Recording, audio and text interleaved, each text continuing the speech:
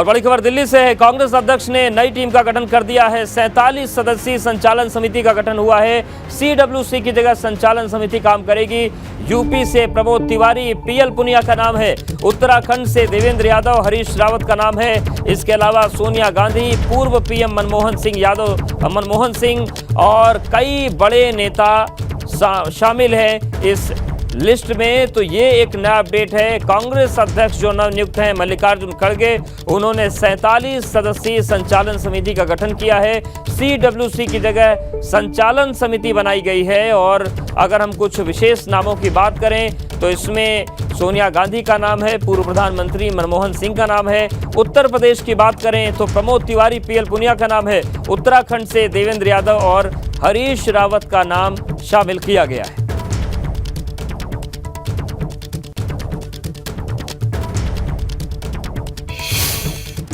और बड़ी खबर संभल से है। विरोधियों को मंत्री गुलाब देवी का जवाब। मंत्री ने PM नरेंद्र मोदी को अवतार बताया। PM मोदी का कोई मुकाबला नहीं कर सकता उन्होंने कहा है। और उन्होंने ये भी कहा कि वो जब तक चाहे PM बने रह सकते हैं। भगवान ने उन्हें अपने प्रतिनिधि के रूप में भेजा है।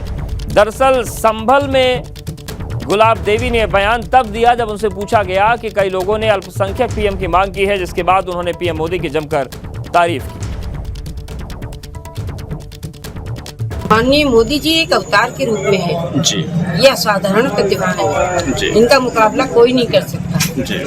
अगर वो चाहें तो जब तक उनका जीवन है तब तक वो प्रधानमंत्री रहेंगे।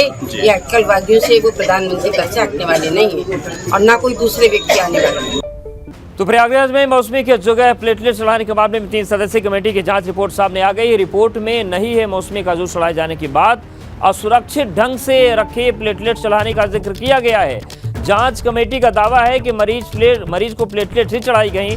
प्लेटलेट्स को ठीक से प्रिजर्व नहीं किया गया था। दरअसल इस मामले को लेकर DM संजय खत्री ने SDM, CO और डिप्टी CMO की कमेटी बनाकर जांच कराई।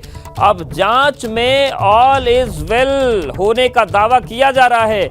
ये बड़ी खबर है। तो जिस पर मुख्यमंत्री ने बयान दे दिया, जिस पर उप मुख्यमंत्री ने बयान दे दिया, सबने देख लिया और अब कहा जा रहा है कि वो मौसमी का जूस था ही नहीं। जांच में कह दिया गया है कि सब कुछ फिट है, सब कुछ राइट है, प्लेटलेट्स को ठीक से प्रिजर्व नहीं किया गया, ये बात कही जा रही है। और इस मामले को लेकर DM संजय खत्री ने SDM, CO और डिप्टी CMO की कमेटी बनाकर जांच कराई थी। अब जांच में सब कुछ ओके होने का दावा किया जा रहा है। अगर सब कुछ ओके है तो फिर सवाल उठता है गैंगस्टर क्यों और अस्पताल पर बुलडोजर क्यों? ये तमाम सवाल ये इस ओके के बाद उठने तय है। कानपुर के जहां 2 पक्षों के बीच भयंकर बवाल हुआ, दोनों गुटों के बीच ईंट पत्थर चल गए और पुलिस के सामने भी हटे नहीं युवक। पुलिस के सामने ये बवाल चलता रहा। पुलिस ने बाद में 3 लोगों को हिरासत में लिया। कानपुर के काकादेव थाना इलाके का ये पूरा मामला है, पूरा बवाल है। तो देखिए तस्वीर हम आपको कानपुर की दिखा रहे हैं, जहां पर 2 पक्षों के बीच भयंकर बवाल हो गया। दोनों गुटों के बीच जमकर ईंट पत्थर चले। पुलिस के सामने भी पीछे नहीं हटे युवक और पुलिस ने बाद में 3 लोगों को हिरासत में लिया। कानपुर के काकादेव थाना इलाके का ये पूरा मामला। ये तस्वीर हम आपको कानपुर की दिखा रहे हैं, जहां पर 2 पक्षों में भयंकर बवाल हो गया। दोनों गुटों के बीच जमकर ईंट पत्थर चले। पुलिस के सामने भी पीछे नहीं हटे युवक। पुलिस ने बाद में 3 लोगों को हिरासत में लिया। कानपुर के काकादेव थाना इलाके का ये मामला। तो राजा कपूरवा क्षेत्र की घटना है। पुलिस की मौजूदगी में झगड़ा होता रहा, पत्थर चलते रहे, पुलिस भी बेबस हो गई। और आप देखिए जब दोनों तरफ से पत्थर चल रहे हो तो बीच में कोई बचाव में आए भी कैसे, और यही स्थिति यहाँ बनी। काफ़ी देर तक बवाल होता रहा। राजा कपूरवा और लोहारन भट्टा गुट के बीच ये बवाल हुआ था। पुलिस की मौजूदगी में झगड़ा होता रहा।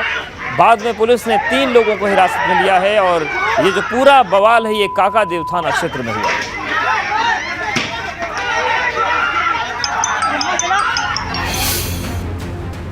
केंद्र और यूपी सरकार में भाजपा की सहयोगी अपना दल में बगावत की खबर सामने आ रही है। अपना दल के युवा मोर्चा के प्रदेश अध्यक्ष हेमंत चौधरी ने पार्टी के खिलाफ मोर्चा खोलते हुए 2024 में नई पार्टी बनाने और अपना दल को बर्बाद करने का ऐलान कर दिया है। हेमंत चौधरी ने 10 दिन पहले ही आलाकमान पर अनदेखी का आरोप लगाते हुए अपना दल से इस्तीफा दिया और अब हेमंत चौधरी अपना दल अलग दल बनाने की तैयारी में जुट गए हैं। उन्होंने अनुप्रिया और उनके पति पर पार्टी कार्यकर्ताओं के दोहन और टिकट बेचने का आरोप लगाया। आपको बता दें कि हेमंत चौधरी केंद्रीय मंत्री अनुप्रिया पटेल के पति और आशीष पटेल के बेहद करीबी माने जाते रहे।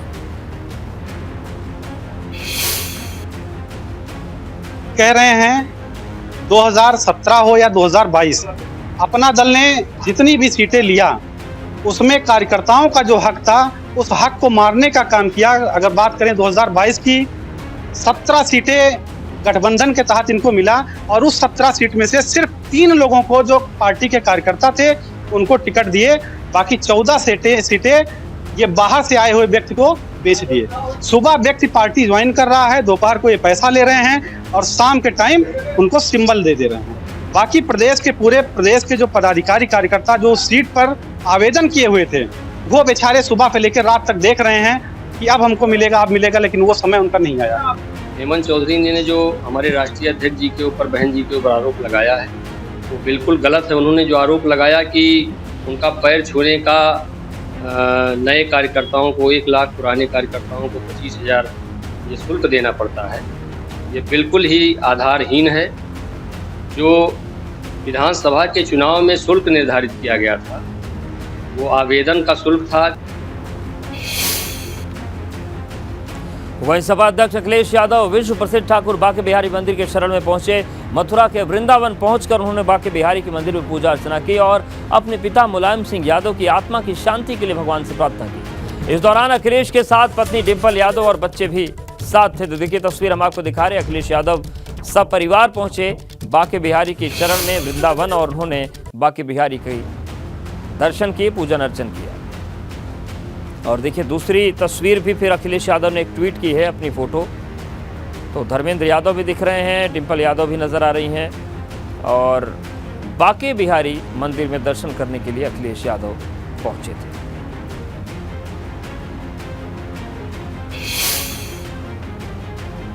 वहीं कांग्रेस नेता सचिन पायलट ग्रेटर नोएडा में अपने पैतृक गांव बैतपुरा पहुंचे, जहां पर ग्रामीणों ने उनका जबरदस्त स्वागत किया। फूल मालाओं के साथ उनका भव्य स्वागत हुआ। दरअसल सचिन पायलट यहां गोवर्धन की पूजा में शामिल होने के लिए आए थे, जहां पर उनकी एक झलक के लिए कार्यकर्ताओं का जमावड़ा लगा रहा। पैतृक गांव बैतपुरा पहुंचे सचिन पायलट, गोवर्धन पूजा में शामिल हुए और उनको देखने के लिए लोगों की भीड़ उमड़ पड़ी। सचिन पायलट को लेकर लोगों में काफी उत्साह नजर आया।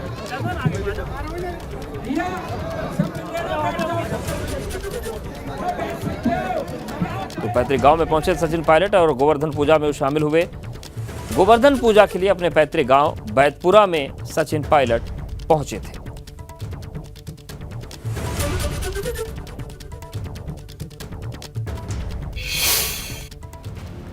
ब्रिटेन में भारतीय मूल के अल्पसंख्यक ऋषि सुनक के प्रधानमंत्री चुने जाने पर देश में सियासी माहौल गर्म हो गया है। सत्ता पक्ष और विपक्ष के बीच वार पलटवार का दौर शुरू हो गया है। बर्ट ने साफ साफ कहा कि उनकी ख्वाहिश है हिंदुस्तान में अल्पसंख्यक पीएम बने और ब्रिटेन ने जिस फॉर्मूले का इस्तेमाल किया है उसी तरीके से हिंदुस्तान में भी अल्पसंख्यक हिंदुस्तान को चलाने का मौका मिलना चाहिए। मैं तो ये कहना चाहूँगा कि ये अच्छा काम हुआ है, सही है। और हमारे यहाँ तो डेमोक्रेसी है, जब डेमोक्रेसी के अंदर तो इससे भी ज़्यादा आज़ादी है, उसी तरीके से हिंदुस्तान के अंदर भी कोई माइनॉरिटी का आदमी काबिल तरीन किसान नेता राकेश टिकैत ने बिहार के किसान को देश का सबसे बदहाल किसान बताया, जिसे लेकर टिकैत ने बिहार सरकार को आंदोलन की चेतावनी दी।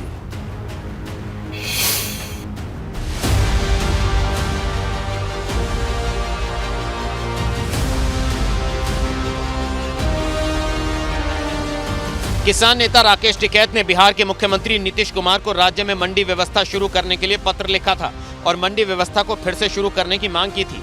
अब उन्होंने इस पर आंदोलन की चेतावनी दी है।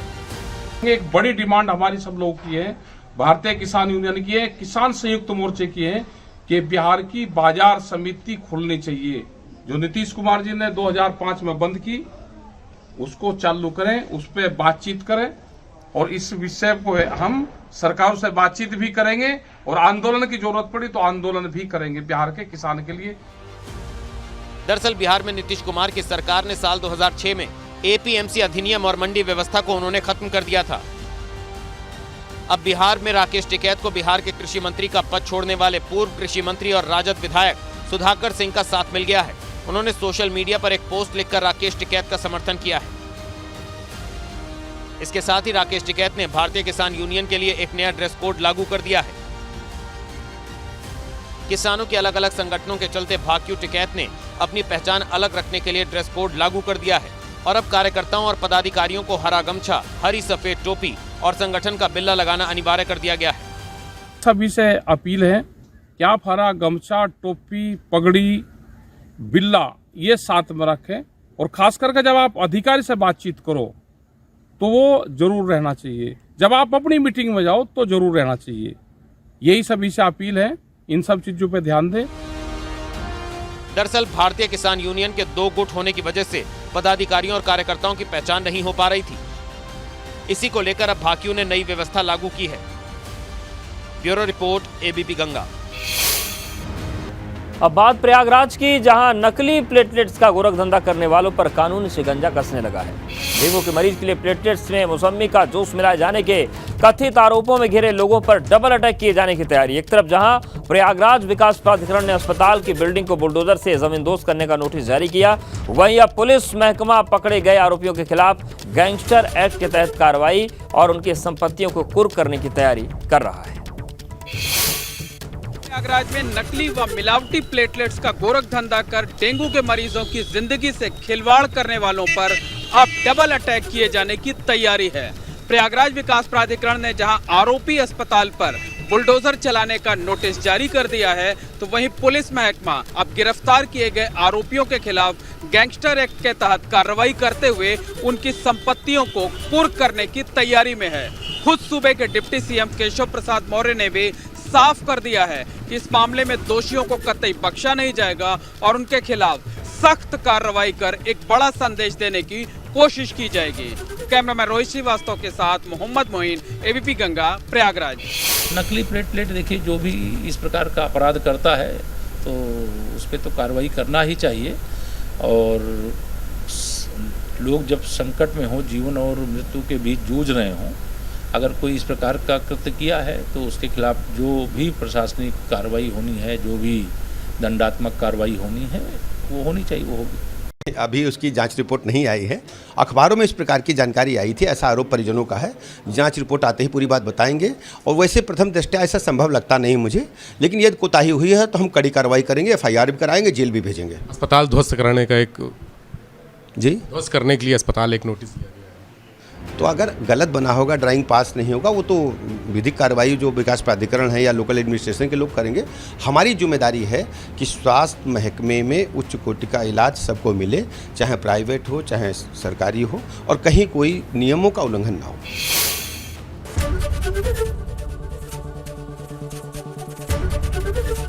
एबीपी गंगा, खबर आपकी, जुबान आपकी।